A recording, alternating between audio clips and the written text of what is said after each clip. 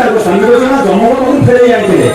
ମୋ ଜଣେ ସାଙ୍ଗ ତା ସ୍ତ୍ରୀ ପାଇଁ ଶଙ୍ଖା ଶାଢ଼ୀ ସିନ୍ଦୁର ନେଇଯାଉଥିଲା ଆଉ ତାକୁ ଦେଖି ମୋ ତମ କଥାଟା ମନେ ପଡ଼ିଗଲା। ଆଉ ତମେ ଦେଇଥିବା ଟଙ୍କାରେ କିଛି ଶଙ୍ଖା ଶାଢ଼ୀ ସିନ୍ଦୁର ନେଇ ଆସିଛି।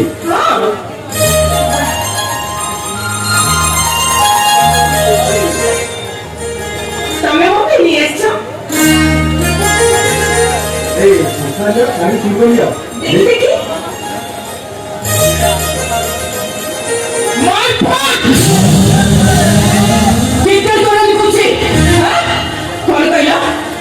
ଶଙ୍ଖା ଶାଢ଼ୀ ସିନ୍ଦୁର ନେଇ ଆସିଛ ତମ ପାଇଁ ମୁଁ ପୁଣି ସାବିତ୍ରୀ ବ୍ରତ କରିଲି। ସାବିତ୍ରୀ ବ୍ରତ ମଟନ ଖାଇବାକୁ ଇଚ୍ଛା ହଉଛି ଟଙ୍କା ଦେଇଥିଲେ ମଟନ ଆଣିବା ପାଇଁ ଶଙ୍ଖା ଶାଢ଼ୀ ସିନ୍ଦୁର ନେଇ ଆସିଛି। ମୋ ନାଁ ଧରି ଡାକିବାର ଅଧିକାର ତମର ନାହିଁ।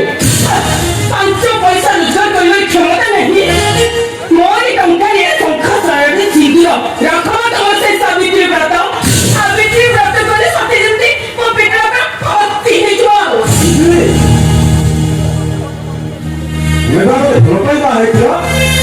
ଭଲ ପାଇବାର ମାନେ ଏଇଆ ନୁହେଁ ଯେ ଘର ଜୀବନ ଯନ୍ତ୍ରଣା ନିଆରେ ଛଟପଟ ହେଇ ମରିବା।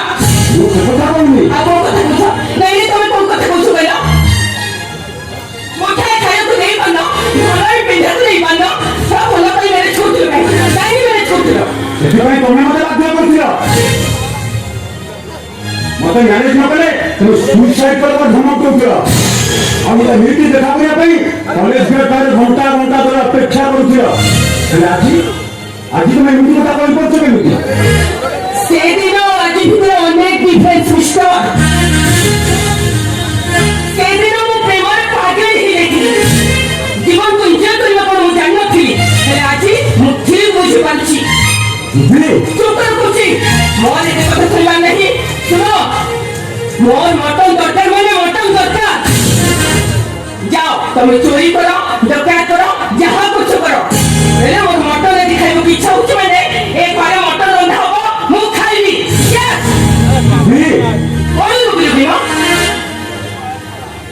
ଆଜି ଭଳି ଦିନରେ ମଟନ କେମିତି ଆଣିବି? ମୋର ଇଚ୍ଛା ହଉଛି ମୁଁ ଖାଇବି ମାନେ ମଟନ ଖାଇବି।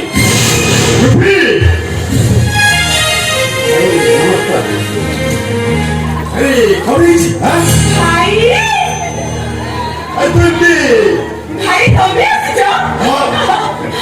ଏତେ ଦିନ ପରେ ମତେ ଶୁଣିବ ନା ଭାଇ? ଆରେ କଣ କରିବି କହିଲୁ? ବେଳ ସିନା ମିଳିଲେ ମୁଁ ତୋ ପାଖକୁ ଆସନ୍ତି। ତା ଛଡା ଆଜି ତ ସାବିତ୍ରୀ ଅମାବାସ୍ୟା। ମୁଁ ପଚାରୁଛି ତୋ ପାଇଁ ଶାଢ଼ୀ ଶଙ୍ଖା ସିନ୍ଦୁର ସବୁ ନେଇ ଆସିଛି।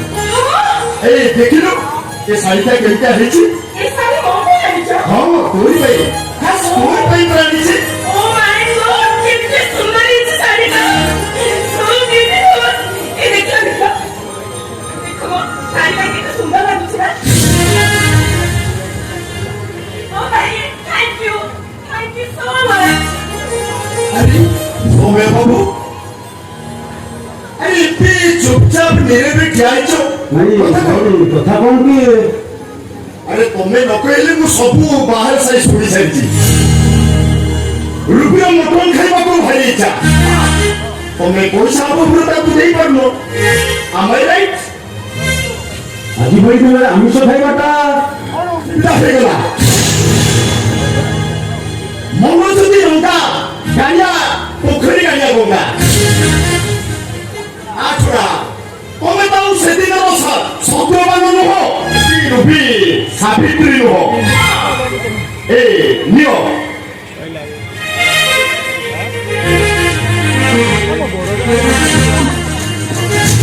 ওটারু মটন নিয়ে আসব।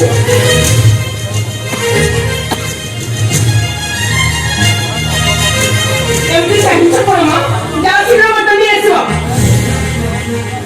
ମୋ ଭାଇ ପାଇଁ ମୁଁ ରାନ୍ଧିବି, ସେ ଖାଇକି ଯିବେ। ହଁ ଶୁଣ ଶୁଣ ଶୁଣ ଶୁଣ କଥା କଣ କି ଚପଲଟା ଛିଣ୍ଡି ଯାଇଛି। ତମେ ତ ନୂଆ ଚପଲ ହଳେ ଆଣିକି ଦେଇପାରୁନ। ନିଅ ଏଇ ଚପଲଟା ରିପେୟାରିଂ କରିଦେଇକି ଆସ।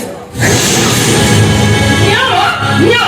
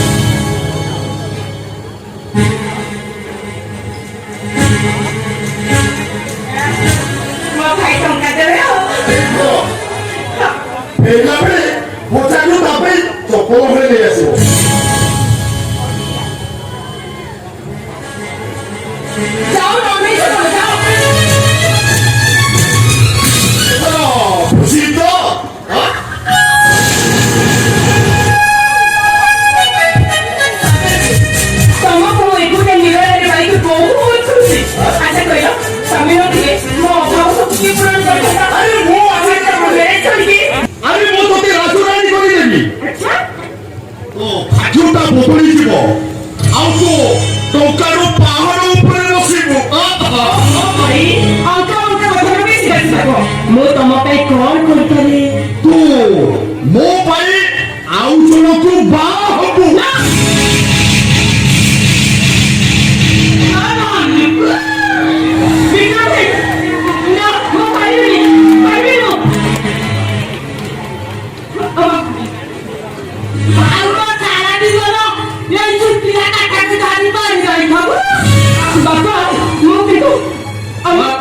ମତେ ଦେଖି ଆସ ତ ହାଉକୁ ନିଶ୍ଚିତ ହେଲେ କଣ କାହିଁକି ତ ଆଖିରାଲୁ ଓଟା ତ ମତେ ଟାଣି ଆଣିଛି ଆଉ ହେଲେ କଣ କରିବା ତୁ ମନ ଦୁଃଖ ସୁଖ ବର୍ତ୍ତମାନ ତ ଦାଣ୍ଡ ଦୁଆର ପର୍ଯ୍ୟନ୍ତ ମାରି ଆସିଲାଣି ମୁଁ ଭଣଜା କଥାରେ ରାଜି ହେଇଯା ମୋ ଭାଗ୍ୟର ବତି ଜଳିଯିବ କିଛି ବି ଦବା ତମକୁ ମ୍ୟାରେଜ କରିସାରିଛି ଘରେ ସଂଖ୍ୟା ସୁରକ୍ଷା ଚିହ୍ନ ଅଛି ଅନ୍ୟ ଲୋକଙ୍କୁ କେମିତି ବିବାହ କରିବି?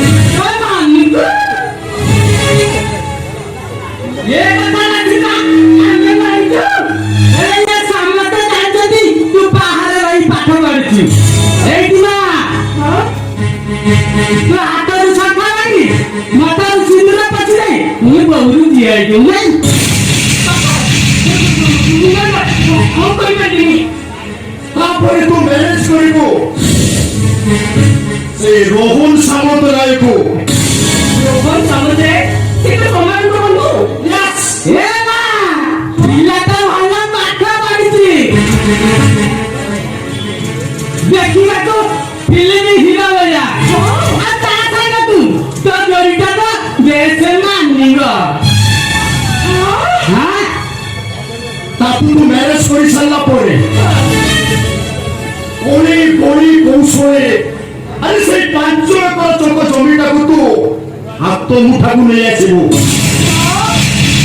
5 ଏକର ଜମି ତୋ ମାନଙ୍କୁ ବାପା ତୁ ଜାଣିନୁ ନା ସେଇ 5 ଏକର ଜମି ପାଇଁ ମହାଭାରତ ଯୋଉଥିପାଇଁ ତୋ ପିସା ଆଉ ମୁଁ ତୋ ବଡ ବାପା ବଳଭଦ୍ର ସାମନ୍ତରାୟକୁ ମାରି ଦେଇଥିଲୁ ଆଉ ସେଇ କେସରେ ତୋ ପିସା ଫାଶୀ ହେଇଗଲା ମୁଁ ସିନା ଖସିଗଲି ହେଲେ ସେ ଜମି ଆମର ହେଇପାରିଲାନି। ହେଲେ ବାପା ସେ ଜମି ଉପରେ ହୀରା ଲାଗିଛି ମଣିଷ ମାରିବା ପାଇଁ ହୀରା ବାଛି ଯାଉନ ହୀରା ଠାରୁ ଆହୁରି ମୂଲ୍ୟବାନ କାରଣ ସେଇ 5 ଏକର ଜମି ଆମ ହାତ ମୁଠା ବାସିବ ଆଉ 50 ଏକର ଜମିକୁ ରାସ୍ତାଟା ଖୋଲିଯିବ ଆଉ ତାପରେ ଯାହାର ମୂଲ୍ୟ ଏଇ ମାର୍କେଟରେ 1000 କୋଟି ଠାରୁ ଆହୁରି ଅଧିକ। ଓ ମାଇ ଗଡ୍ 1000 କୋଟି ଅଗ୍ରଣୀ କରି ତ ବାପା ବଦଲି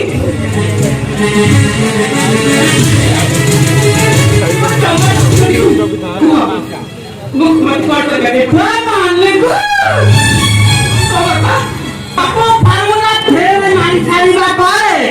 ଆମେ ଏଇ ସିଦ୍ଧାନ୍ତରେ ପହଞ୍ଚିଲୁ ଏଥିରେ ତୋର କପିଲି ଆଉ ଭଣଜାର ବି କପିଲି ତୁ ଗୋଟେ ସୁନ୍ଦର ବର ପାଇବୁ ଆଉ ଭଣଜା ତା ବାପ ହତ୍ୟାର ପ୍ରତିଶୋଧ ନବା।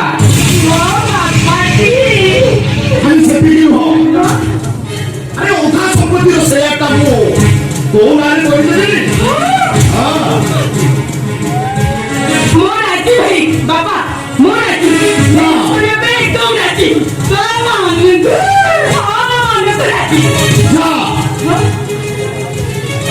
ପଇସାଟି ସାଜି ସେ ବଂଶଟାକୁ ଧ୍ୱଂସ କରିଦେ ସବୁ ବଂଶ ଧ୍ୱଂସ ହେଲା ପରେ କୋକୁଆ ଭୟ କରି ସାମନ୍ତରାୟ ବଂଶକୁ ତୁ ଲୋପ କରିଦେ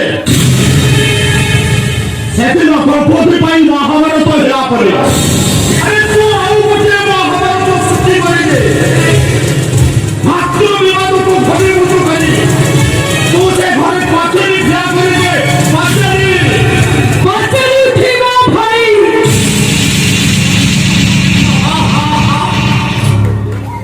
ମୁଁ ଏମିତି ପାଚେରୀ ଉଠେଇବି ଯେ ସେ ପାଚେରୀ ଡେଇଯିବା ପାଇଁ କେହି ବି ସାହସ କରିବେ।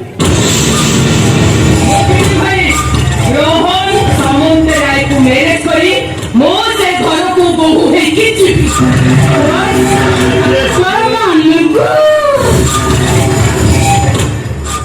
ଏ ଭଣଜା ହଁ ମାମୁଁ କଥା ଛିଡ଼ିଲା ହଁ ସିଏ ଆମ ସାଥିରେ ଯିବ ଏ ଭଣଜା ହଁ। ମୁଁ ଭିତରେ ଅଛି ତୁ ଟିକେ କଥା ହେଇ ଆସେ ଆଉ ବାକି ଯାହା କାମ ଆମେ କରିବା ନାଇଁ ଠିକ ଅଛି। ମୁଁ ଆସିଲି ଭଣଜା ମାମୁଁ କାହିଁକି ସେ କଥା ନିଅ